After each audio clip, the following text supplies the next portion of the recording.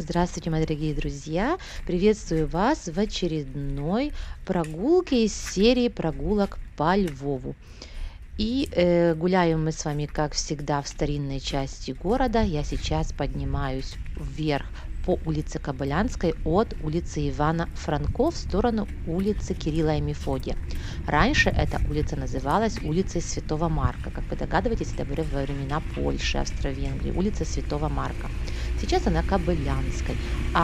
Кирилла и Мефодия в советские времена была улицей Ломоносова, поскольку там находится учебный корпус химического факультета Львовского университета. С левой стороны по этой улице, по которой я сейчас иду, вот тут находится дендрарий Львовского ботанического сада, часть которого также находится на улице Кирилла и Мефодия, к которой мы сейчас с вами и поднимаемся. Вот этот дендрарий, он идет к самому, как сказать, вниз по этой улице до самого конца находится этот дендрарий.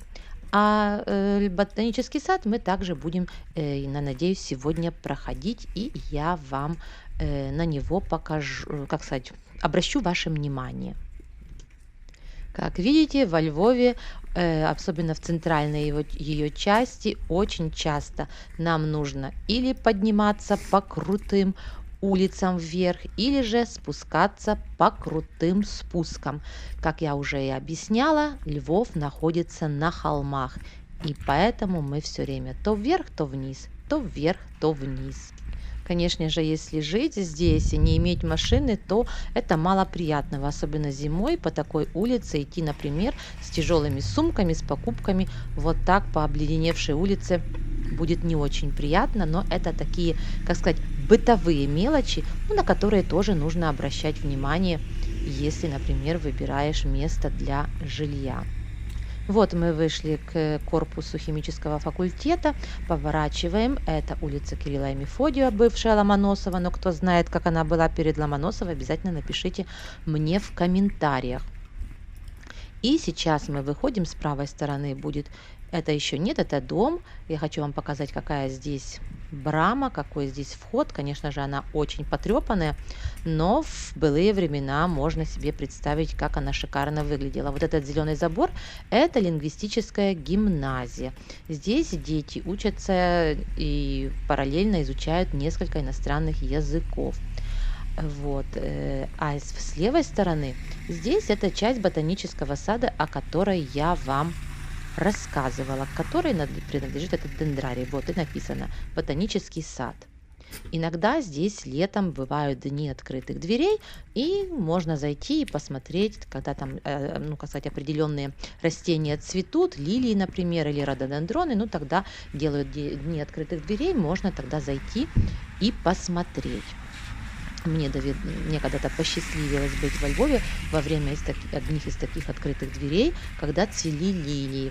И я скажу вам, что было очень и очень красиво. Вот это, мои друзья, отель, который называется Шопен. Не знаю, как там внутри, но отделка его шикарная. Этот дом отреставрировали. А эти электрические тумбы, я думаю, что еще помнят польские времена. Так как они выглядят, не знаю, действуют они или нет, но по своему виду они довольно-таки старушки. Отель Шопен я не рекламирую, просто мне нравится, как отремонтировали фасад. Внутри я никогда не была, и отзывов на тему условий и сервиса не знаю, поэтому сказать ничего не могу. Идем с вами дальше. Посмотрите, вот в этом доме я тоже увидела заваленные подвальные окна мешками. И здесь, в этом месте, я совершенно тоже не понимаю, с какой целью это сделано. Здесь у нас по улице идет брусчатка скользкая, поэтому нужно идти очень и очень внимательно. Здесь кто-то выкупил часть дома, облицовал какими-то плитами, чтобы было более красиво. А обычно эти части домов во Львове просто побелены серой краской, как вы уже могли наблюдать. Здесь также тротуарную плитку, я вижу, поменяли. и проезжую часть заасфальтировали. Вот видите, как здесь? Здесь просто попшикали какой-то коричневой, какой серой краской. А кто уже там выкупает и делает какие-то свои помещения, уже как-то улучшает. Или же, вот видите, здесь нет, здесь, кажется, нет. Здесь не обложили плиткой, так мне казалось, тут тоже попшикали. Иногда здесь бывают такие какие-то дешевенькие плиты, но те, кто выкупает, стараются, чтобы вид снаружи был более привлекательный. Но это тоже спорный вопрос, потому что если кто-то делает только под себя, то оно потом как-то не слишком гармонирует с окружающими домами. Это тоже, если резко отличается, то тоже не очень так получается со вкусом, скажу вам. Но это все мелочь, я так с вами заболталась, а мы идем дальше. И это тоже, видите, такой райончик, в котором, как сказать, вверх-вниз, вверх-вниз. И мы опять пойдем теперь вверх. По этой улочке здесь начинаются такие спокойные райончики, и в них и много из старых домов, и появляются также старинные виллы. Вот видите, вот эти плиты, которыми выложен тротуар, это еще очень и очень старые, послевоенные. Вот мы опять идем вверх. Слава богу, есть поручни. Ну, посмотрите, вот так некоторые дома выглядят. Некоторые люди мне пишут в комментариях, что Львов очень такой пошарпанный, потрепанный. Да, так, это правда. Есть места, где вот как, например, посмотрите, эту виллу отреставрировали. Она выглядит как куколка. Очень красивая. Вот там на входных дверях даже такая картинка красивая нарисована. Вот эту виллу отреставрировали так, как нужно. А другие дома, видите, нет до них никому дела и действительно выглядят не очень привлекательно.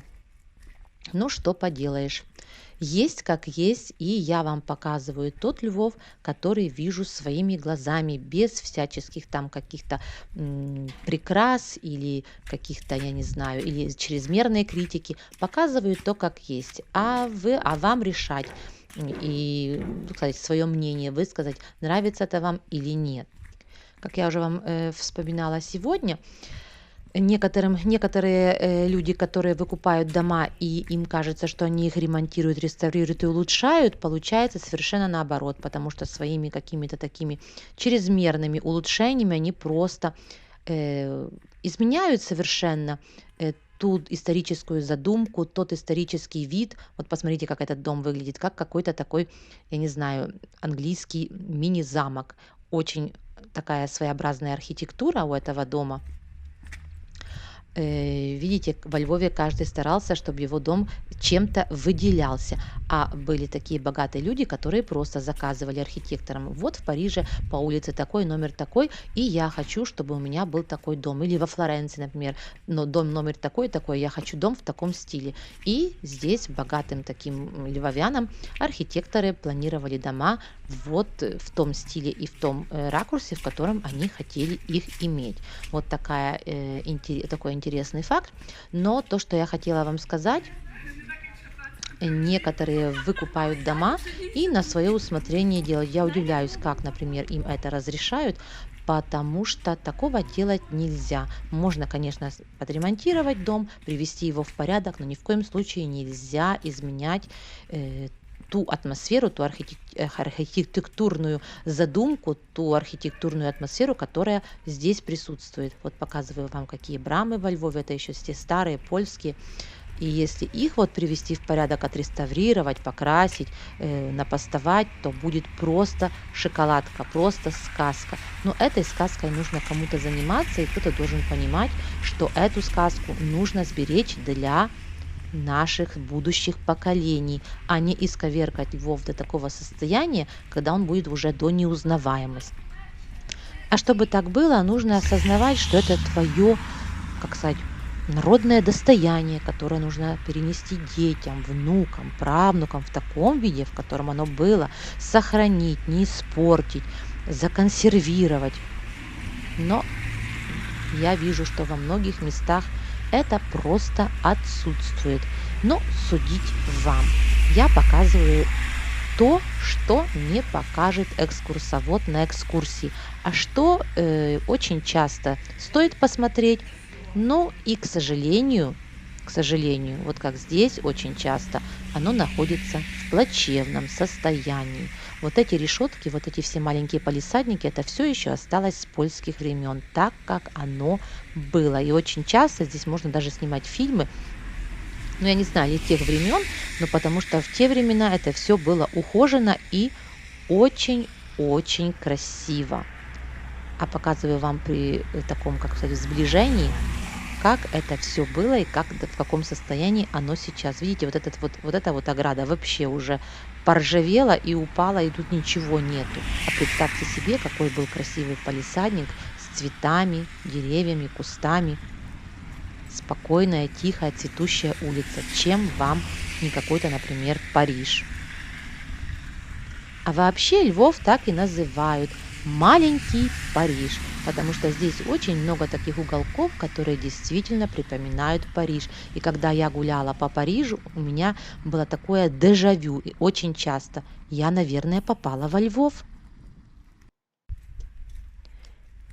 И скажу вам также, что когда я гуляла по Вене, у меня тоже иногда случалось такое дежавю, потому что Вена тоже в некоторых местах очень и очень припоминает Львов. А это дворец, который сейчас, к сожалению, пустует. Около него находится музей украинского искусства. А этот дворец внутри, там вообще ничего. Я когда-то хотела зайти, чтобы посмотреть туда, даже не пускают. Там все разгромлено, там все в аварийном состоянии. Вот остался только фасад этого дворца, а, к сожалению, внутри просто разруха. И очень жаль, потому что в таком месте можно бы было сделать такой шикарный музей, что люди бы валили дверями и окнами, чтобы посмотреть эти лестницы, комнаты.